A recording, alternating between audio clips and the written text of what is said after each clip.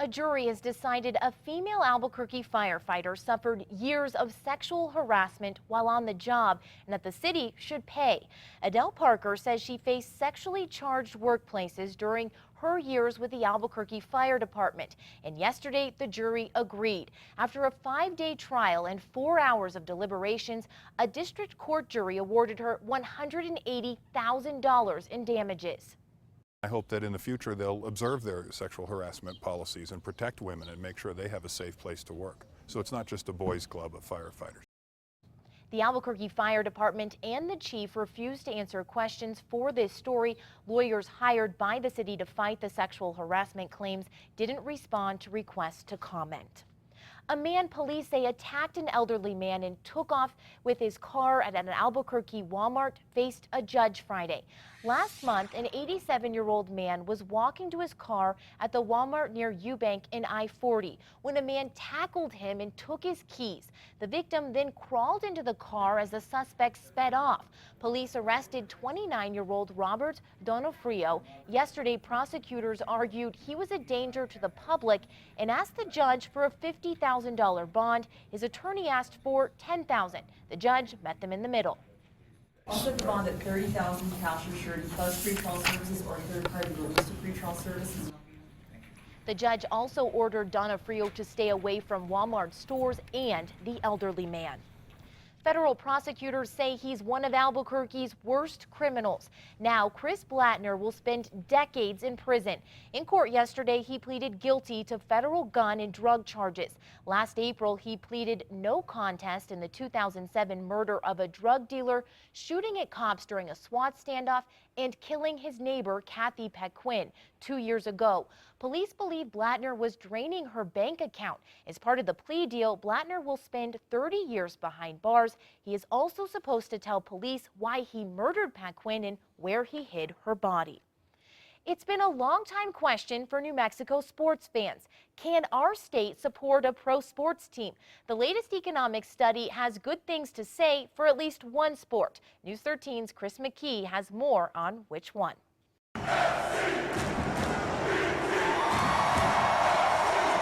They're growing from Portland to New York City. Looking for Holmes and Wacko! Rabid crowds supporting Major League Soccer. So could those crowds find a home in Albuquerque? Oh yeah. Ron Patel hopes so, and he's found new support in a new study. So this validated everything we said, that soccer is at home here in New Mexico. It is the sport for the people of New Mexico. Online magazine American Cities Business Journals ranked Albuquerque the 60th largest out of 83 sports markets in the U.S. Looking at population and income, the magazine says Albuquerque could afford the lower ticket prices and the lower cost of landing a Major League Soccer team compared to football or baseball. The tide has changed. The tide is turning now. Everything's changing. Patel is president of the Albuquerque Soul Premier Development Soccer Team. Our goal the whole time since we started a year and a half ago has been to make a bid for MLS somewhere between 2022 and 2024. Last year, they drew about 1,000 people to each one of their games at St. Pius. Patel's not worried about the crowds. The sport of soccer is going to continue to grow. He says the biggest hurdle is building an 18 to 20,000 seat soccer stadium. Representative Mo Maestas asked the state to start studying the idea last year and got some traction. It's going to have to come from the private sector, but it is going to take governmental leadership. Most told us they'd like to see it happen. I think would be really fun to go. Yes, I'd go and support it. I might go to an NFL game. I would totally support a pro soccer team. Chris McKee, KRQE News 13. While the study says Albuquerque could support an MLS team, it would still be one of the smallest pro sports markets in the U.S. NBA pro basketball ranked the second highest, but the study said it was on the borderline for surviving in New Mexico. Law enforcement agencies from all over New Mexico are joining forces in a new texting and driving campaign.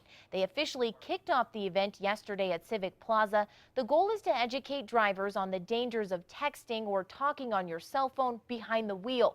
For the next 5 days, police will be out looking for people who are breaking the law. So this is something completely preventable. We will be out with our motor units and with our officers. They will be conducting TAC plans, as was previously said, where we'll have spotters that are looking for individuals. The state fine for texting and driving is $25 for a first offense, $50 for each one after that. In Santa Fe and Albuquerque, it's a $100 fine. Well, new hope for a huge building near the Big I that was left unfinished and abandoned after the real estate crash. Construction began in 2007 on this 6-story, $11.5 million hotel on University. It was supposed to be a 4 Points by Sheraton, but a year later, the developer lost funding during the credit freeze. Since then, the building has just sat there until now. The building will now become a Home 2 Suites extended stay hotel. It will have 123 rooms, 18 suites, and an indoor pool. It opens on Monday.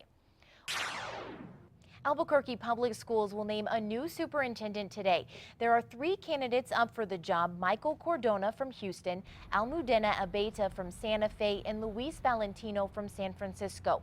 All were asked a series of questions, including questions about bilingual students yesterday during a public forum. Yes, I believe in it. I believe it makes for a better kid, it makes for a better citizen, it makes for a more literate learner, and it will take care of that nasty thing called PARC. I definitely value dual language. I think it's such an asset, and if every kid could be bilingual, what a joy that would be. So I am a strong proponent. I grew up speaking Spanish first. My bilingualism, I think, has been incredibly supportive in helping me do a lot of things in life, including preparing me to come here and talk with you today. So I am a strong proponent of them. After the event, everyone who attended turned in a form giving feedback on each candidate for the board to review before it makes a final decision. We have much more on the story online at KRQE.com, including the candidates' resumes, and we'll bring the decision to you as soon as it comes down, both on the air and online. First, it was New Mexico State University. Now, UNM is raising tuition. UNM Regents approved a plan Friday to increase tuition by 3% next year. It also gives students an incentive to graduate in 4 years by projecting a 3% increase for the next 3 years. But if a student graduates in 8 semesters, they will get their last semester free. The Regents also approved a 4.6% fee increase for student initiatives. Students are disappointed with the price hike. One of the best things that UNM has to offer is the affordable tuition. That's one of the reasons why I transferred here out of the University of Arizona, so I would definitely be upset. The annual budget meeting comes on the heels of an announcement that the lottery scholarship will likely only cover about 85% of a student's tuition. We did some checking, and tuition at UNM has risen by 50% over the past decade, from about $4,000 a year for tuition and fees for undergrads to more than $6,000. Police are looking for the person who bought a gun from a shooting suspect. Over the past few days, APD arrested Devante Enriquez, Raul Tena, and Isaiah Martinez. In January, they allegedly robbed and shot Adrian Gallegos, a known pot dealer. He nearly died. Police say one of the suspects sold the gun after the incident. If you know the person who bought the gun from one of them after the shooting, call police. A former Santa Fe County resident is now charged with capital murder for his father's death. Last month, sheriff's deputies in Fort Davis, Texas, say 18-year-old Harlan Pierce shot his father. According to court documents obtained by the Big Bend Centennial, Pierce stole $30,000, his dad's will, and the car.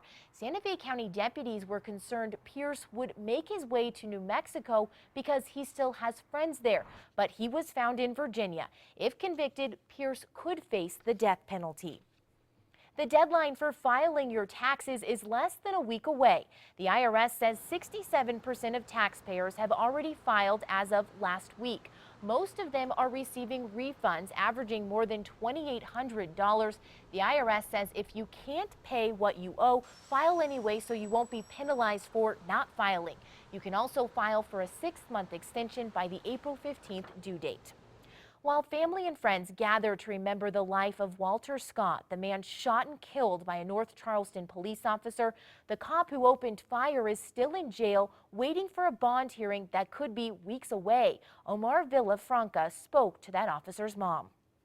Michael Slager's pregnant wife, Jamie, and his mother, Karen Sharp, arrived at the detention center to visit the former officer for the first time since he was charged with murder. Thursday, Sharp said she stands by her son. He's a loving, caring person, and he wants to help people. That's why he became a police officer. A makeshift memorial grows in the lot where Slager gunned down Walter Scott.